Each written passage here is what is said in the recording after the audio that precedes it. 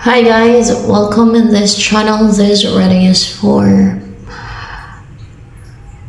water signs. Energy of water signs. Kasi kahapon parang wala yung water signs eh.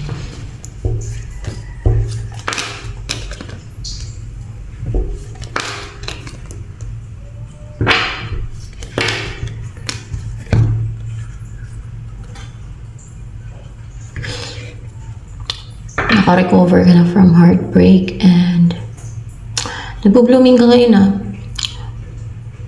mayroon kang pinanghinayangan sa Page of Cups na person and you're waiting for that person. Nag-aantay ka sa kanya or may inaantay mo yan na siguro yung darating yung panahon na mapangasawa mo yan. And abundant yung buhay mo because you're hardworking and reliable, a good provider, and then or hardworking ka na kaya. Abundant yung buhay mo, secured, you're intelligent.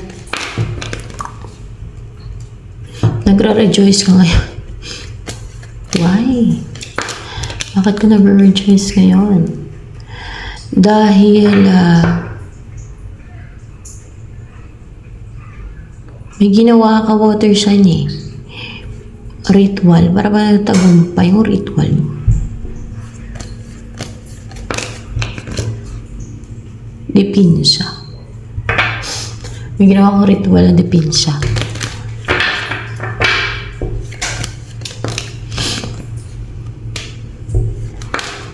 Na may ma-restrict ka. Ay! Na may ma-control ka. Under sa control mo na yung tao na ritualan mo. Para hindi na siya mag-antay sa inaantay niya.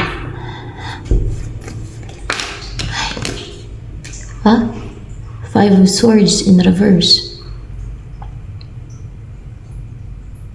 Para hindi na siya maging superior. Para makontrol mo siya, para mapigilan mo siya, para mahadlangan mo siya. May ginagawa pang atake dyan yung King of Wands. Para ikaw yung powerful, ikaw yung confident, ikaw yung brave, ikaw yung dominante, ganun. Water sign, yun ang ginawa mo.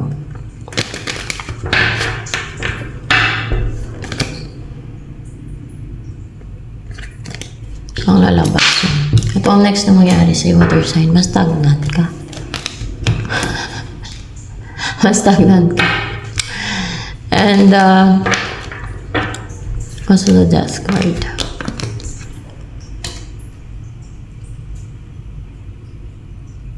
There's a new beginning, no? Na magtagumpay ang alin. Yung Page of Swords na to. Ano to Page of Swords na to? Yung magre-release na siya na gawin ka unstable, na mapastagnan ka, na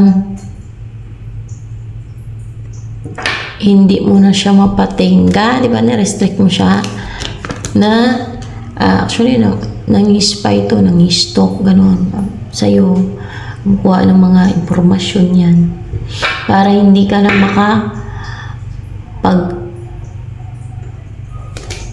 take na action, hindi ka na malaya na mang-atake like that, hindi ka na malakas, strong, para ano pa to? Para malakas siya compare sa'yo, mga ganon. Ano yung palakasan? And Four of Swords in reverse. Para hindi ma-relax isip mo, hindi ka makatulog. Yan. And para ma-destroy ka, water sign. So, yan. Para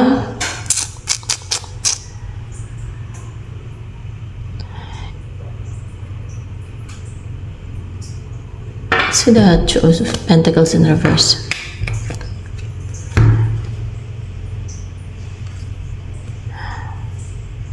Hindi ka makawala sa ano, yung you're on your mind na inaatake yung isipan. Malungkot ka, uncontented, unsatisfied sa buhay. Ganun. Fireflies a million places, fears a dying light. Ba't ganito dito sa mundo, no? Puro, alam yung there's competition, gusto ay pagalingan, gusto nila hindi nasasapawan ng iba. Sa toxic. Kaya, dapat lang talaga separate yung mga tao sa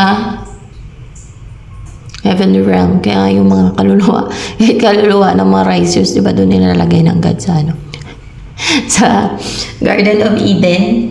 Yun yung alam yan. Garden of Eden. Karugtong na ng langit yan. Di ba yung mga righteous yun na nakapasok sa langit?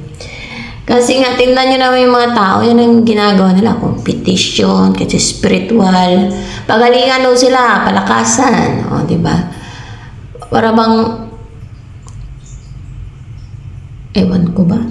Na toxic eh.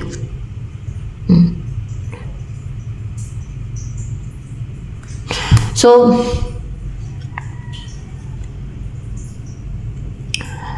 ayan.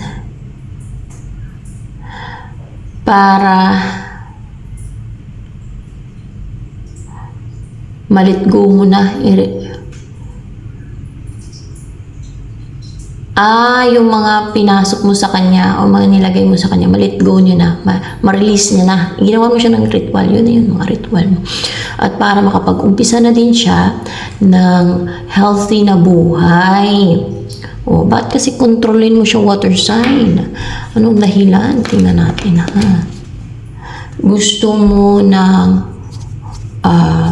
tuloy-tuloy or long term or committed. Yung pag-take ng action. Mag-take ng action. Yung ginagawa mong pamarusa sa kanya. Ikaw itong masama dito. May ritual na ginawa. Para mag-succeed ka na magkaroon ng stability. Saan? Siguro third party itong ginawan mo, water sign. Pero hindi lahat ng water sign na makarelate dito. Kasi ito ay, kung sino lang talaga yung makakuha ng energy sa bawat reading. Yung tuloy-tuloy na pinag-i-effortan mo na hindi naman nakadestin sa'yo. Baka nakadestin yan sa kanya. Gusto mo lang agawin. Water sign.